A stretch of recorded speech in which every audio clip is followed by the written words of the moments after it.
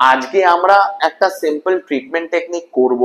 দেখুন আপনাদের এই জার্নিটা, মায়ের জার্নিটা আমাদের সঙ্গেই যাবেন, একসঙ্গে তো থাকুন। সেই জন্য তো চলুন আমরা শুরু করে নিই।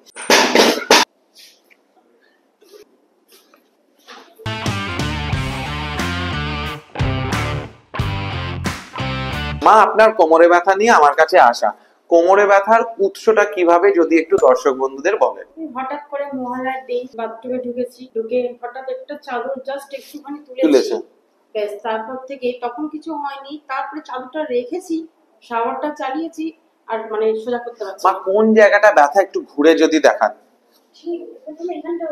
ঠিক এই সাইডে চলে গেছে, মানে ডান দিকে, তাহলে বাঁ দিকটা দেখাবেন। এই জায়গাটায় মা, এইটা ব্যথাটা বেসিক্যালি মায়ের L5S1 থেকে শুরু হয়ে ডান দিকে towards right sacroiliac joint and quadratus lumborum বলে একটা মাসেল আছে, ওইখানে গিয়ে বেঁধে যায় মহালয়ে কিন্তু, ঠিক আছে? তো এখন মা, তারপরে আমাদের কাছে যেদিন আপনি আসেন তখন কি দৈনন্দিন জীবনে কি অসুবিধা হচ্ছিল যার জন্য আপনাকে আমার কাছে আসা? দৈনন্দিন জীবনে মানে সোজা হতে পারতাম না, চেয়ারে বসতে পারতাম না, তারপরে নিঃশ্বাস প্রশ্বাসটা না কষ্ট হচ্ছিল, হ্যাঁ, টান পড়ছিল। মা, এই কথার পরিপ্রেক্ষিতে আপনার সেই দিন যেদিন আমার কাছে প্রথম আসেন কনসালটেন্সিতে, 10-এ কত নম্বর দেবেন ব্যথাটা? 8 ছিল তখন। তো মা তখন যেদিন এসছিলেন তো 8 ব্যথা নিয়ে উনি আসেন। আজকে আমরা একটা সিম্পল ট্রিটমেন্ট টেকনিক করব।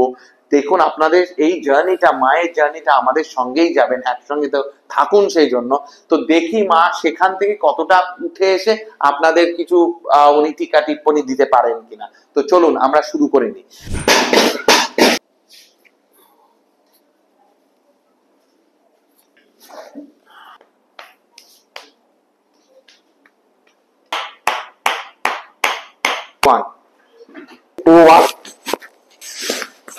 আমাদের ট্রিটমেন্ট শেষ, কিন্তু মাকে আমরা ছাড়িনি, বিকজ আমাদের টেস্ট করে বুঝতে হবে যে ব্যথাটা আছে কি নেই। তো মায়ের সামনের দিকে ঝুঁকলেই ক্যাচ করে ধরে নিত ডান দিকের কোমরের ভাইসা। তো আমরা দুবার ঝুঁকে দেখবো মায়ের আর ওই ব্যথাটা আছে কিনা।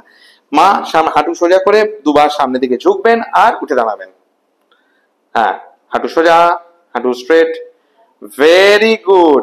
টাচ তো করে নিল। কি মনে হচ্ছে? আপনার আমাদের সঙ্গে এই যে দুদিনের ট্রিটমেন্টে এসছেন বা এসছিলেন, তার সেটার সম্পর্কে কি বলুন। আমাদের টিমের জায়গা কিরকম?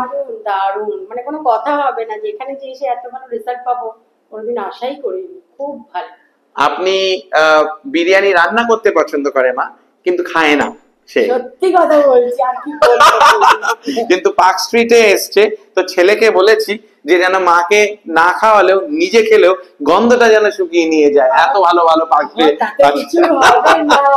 তো মা কিন্তু আশা করি দেখলেন যে খুবই ভালো আছে। মা 1 মাস পরে আসবেন, যাতে আমরা বুঝতে পারি যে উনি এক্সারসাইজ গুলো করেছেন, ঠিক মতো করেছেন, আর ব্যথাটা রেকারেন্স হয়নি। তো আশা করছি ওনার জার্নি আপনাদের পছন্দ হলো।